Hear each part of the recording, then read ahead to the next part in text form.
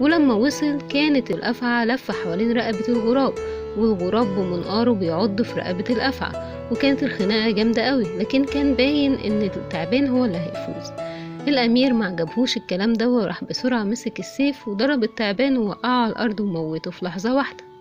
الغراب فرح جدا واتبسط وقال له بما انك انت انقذتني انا لازم هديك مكافأة. تعالى هنا، حط ايدك على ظهري، حط ايدك على ظهري فوق جناحاتي وانا هخليك تشوف حاجات غريبة وعجيبة. الامير حط ايده على جناح الغراب. الغراب قال له غمض عينيك. غمض الامير عينيه، قال له شايف ايه؟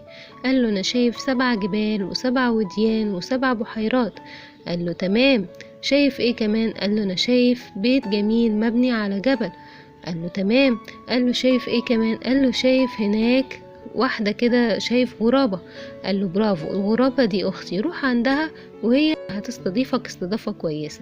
فعلا راح عند